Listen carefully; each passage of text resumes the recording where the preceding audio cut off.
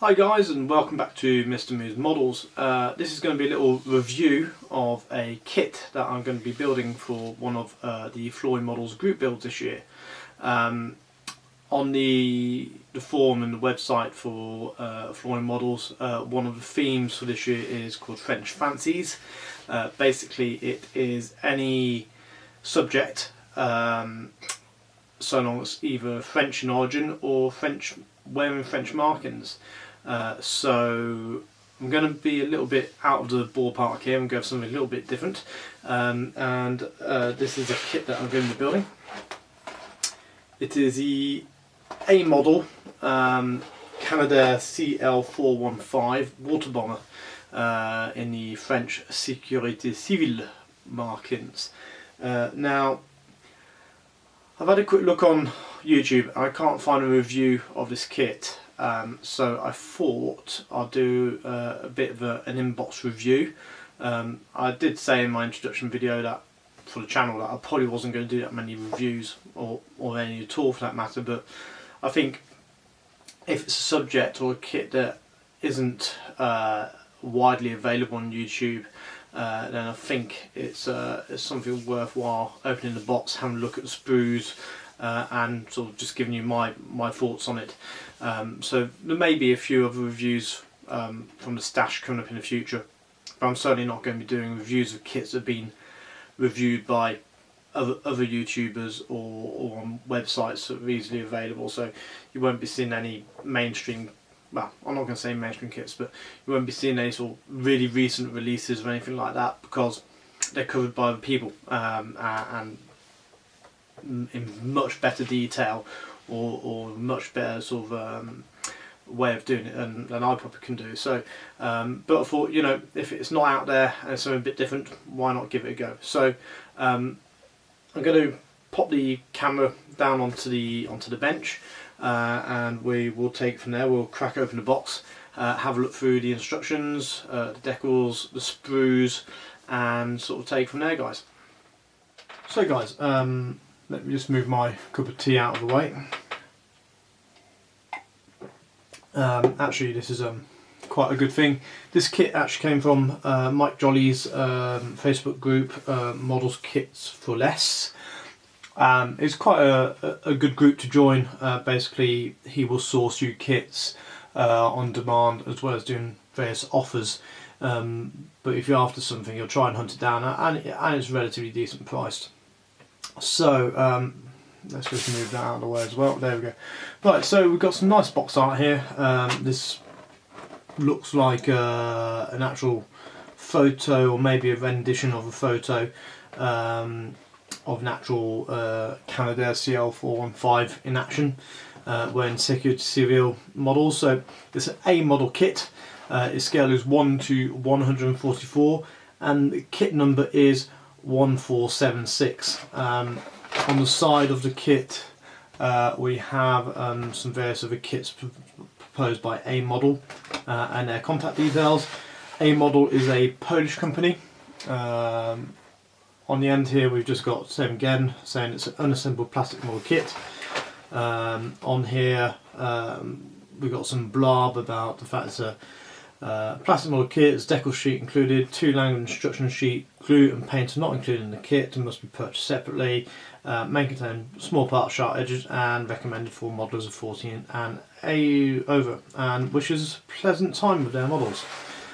So let's go and crack open the box. It's not a very sturdy box. They certainly haven't made a big expenditure on the box. In the box we have the instructions, including decal sheet and a clear transparent bag with the sprues in. So, as always, following certain Mr. Flory's way of doing it, I'm going to start with the instruction sheet. There we are. Let's just get you locked in here. There we go. Right. So, front sheet, taking the box art again. The span of this kit is 202mm, so just over 20 centimeters. Length is 138mm and there's 102 parts in it. There's a little bit of blurb about the Bombadier 415 Super Scooper, which was formerly known as the Canadair CL 415. So it's a Canadian built aircraft, it's purpose-built as a water bomber, blah blah blah, and there we go. We've got paint call-outs in Humboldt, which is fine because we know what Humboldt are, and we've got instructions here which are actually quite reminiscent of what Humboldt, what Airfix do on their call-outs. So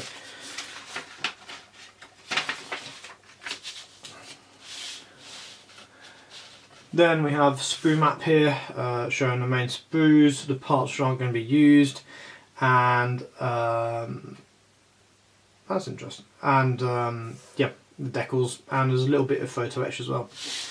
So first stage on this build is the cockpit, or well, what we might call a cockpit. It looks very sparse in there, but it's 1 to 1/4, so it's just to represent something.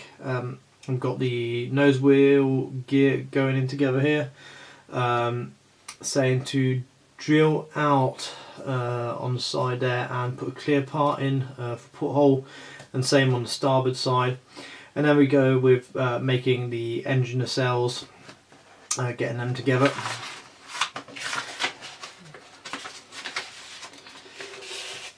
Step 6 is buttoning up the two fuselage halves and putting in a clear canopy. 7 is getting the wings and tailplanes on. Then 8 is putting on some flap-on activators, I think they are. The wing float tips there and wheels, and same on the other side of step 9. And then step 10 is sort of bringing it all together, getting the engine nacelles on, getting that photo etch round the front bow of the aircraft, the nose of the aircraft. And then we've got the colour call outs here. So black and white colour call outs, nothing too fancy. It's got a nice marking here with a pelican on it. That's because in the French Sécurité Civile the actual call signs are pelicans, that's what they're called. And then the paint, which is going to be basically yellow and red on this one. So that's the instructions.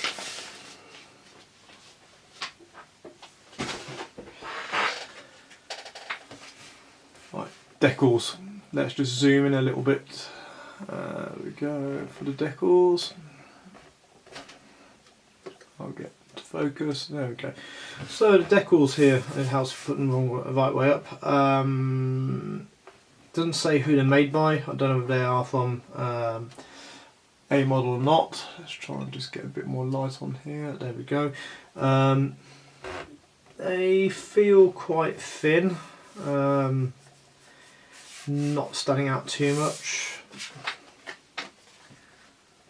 They are relatively matte and don't seem to have too much carrier film, so look quite nice, to be honest. See how it comes out when they come down to being put on the model, and see how they go down, whether they can form well, whether they're fragile or not. That's my main fear, that they're going to sort of disintegrate, but we'll see what they're like. And then we've got one big bag here with everything in together, with the clear parts in, with the main bit, and another little part call out here. So what I'm going to do, get it open, and then we can have a look at the sprues.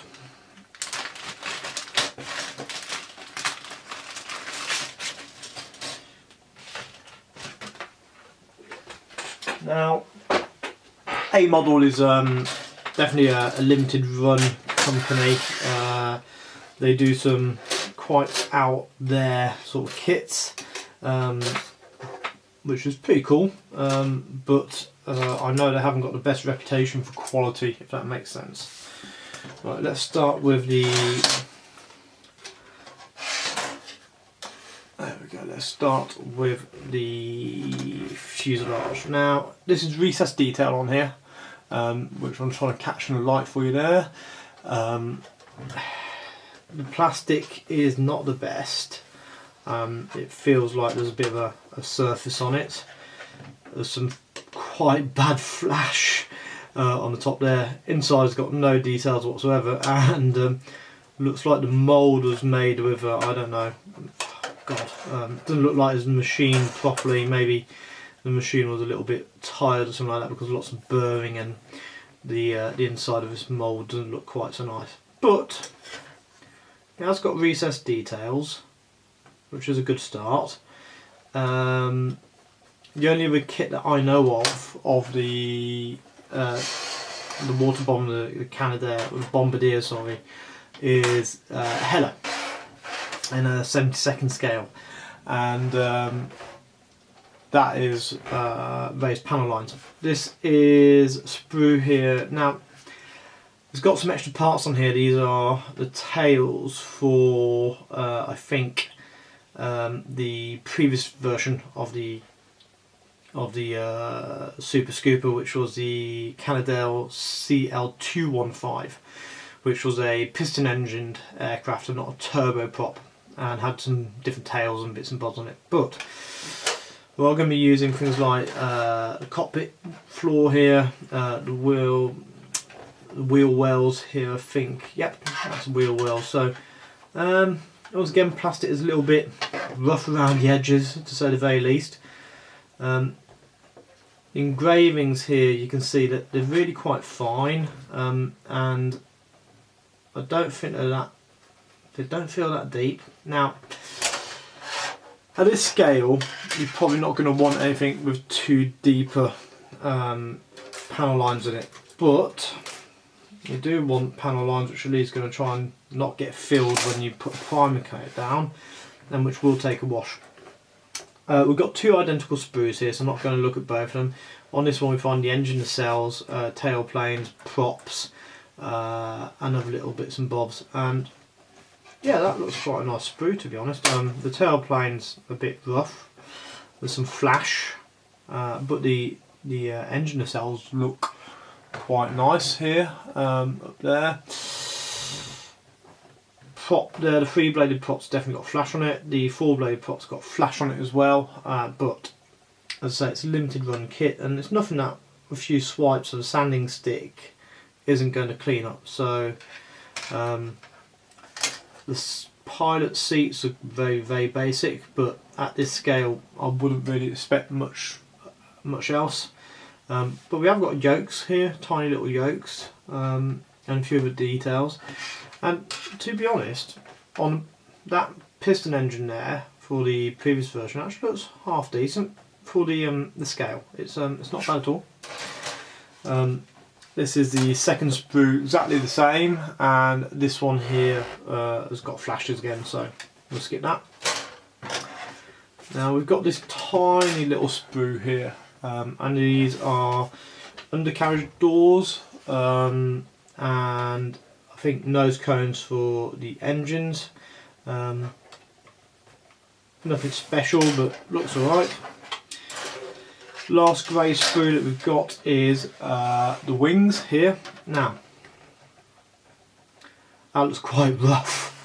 It's engraved detail again, but there's definitely texture on the surface here, and texture there as well. And you can see there's like it's not a smooth finish to the plastic.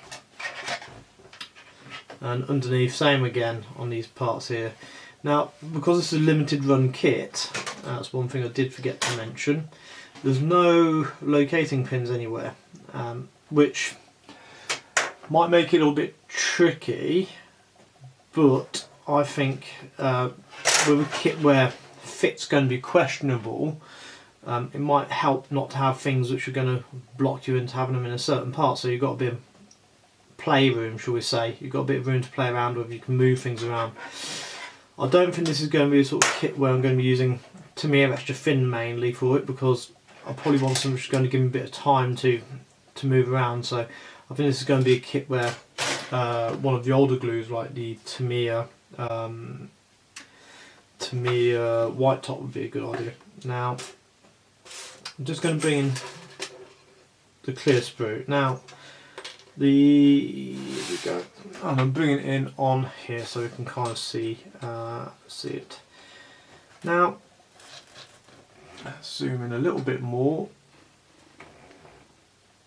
There we go. Just get. There we go. Right. Yeah. So the canopy's broken off the clear sprue, which is a bit annoying.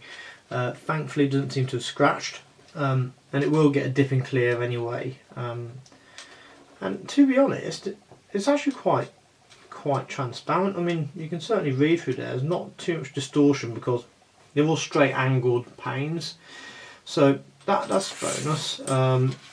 The other part of it, same again. I mean, you're not going to be able to see through the transparent portholes. Let's see. There we go. Make sure I've got it on camera. Transparent portholes on the side of windows. You're never going to see through those, but they represent what it is. I might replace those with some crystal clear windows. Photo etch. This is a tiny bag of photo etch here. If we can get it open. There we go. No. Get it out. There we go. Right. Photo etch. Now, that is tiny photo etch at this scale, at 100 to 1:144 scale, but it's quite a nice option actually, because it's quite thin, so it's going to allow you to have those quite intricate details like antennas and things, which on plastic would be very difficult to get a nice finish on, because it'd be quite chunky at that scale. But with photo etch, it certainly gives you the option to have something quite nice and detailed. So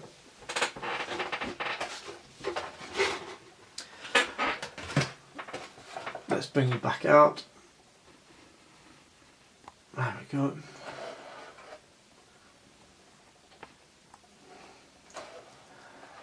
So there we have it.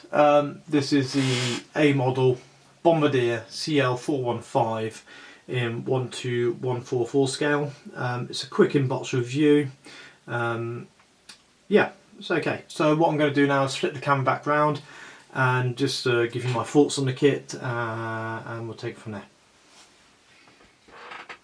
So guys, there you have it. That's the Amodel Bombadier CL 415 in 1:144 scale. I will be building this, as I say, for the Floyd Models group build French Fancies, which runs through till I think it's end of June. I'll be including it in my sort of monthly updates as and where I've got with it. Whether I'll do a full-on video build or not, I'm not really sure, because I've already got the Harrier and the Tornado on the go, and I don't want to have too many builds on the go video-wise, because I'm not really slick and smooth at editing them yet. It takes quite a lot of time, so if I start to do a video build on this one, I might find that I'm not having as much time to actually build as I'd like to. But I'll definitely keep updates on it on the monthly updates and show you how it gets on. And there'll be some photos probably going on to the Mr. Moo's Facebook page at some point. So what are my thoughts on the kit? Well, I think it's going to be a challenge. These limited run kits are quite, how would I put it, artisan in their approach. They're quite rugged and rough around the edges. I think it'll benefit from some sanding and polishing of the surfaces, probably a rescribe of the panel lines to make sure that they're all nice and continuous, and a few other bits and bobs. But I'm looking forward to building it. I think it's a great looking aircraft, which serves a very noble purpose in aerial firefighting, and I know has helped save many lives by doing so. So yeah, it's definitely something that I want to build, and I'm looking forward to building, and I'm going to try and do as good a job as I can for the kit. So with that, that's going to wrap up this little inbox review, and all I've got to say is thank you very much for watching. Happy modelling. Ta-da!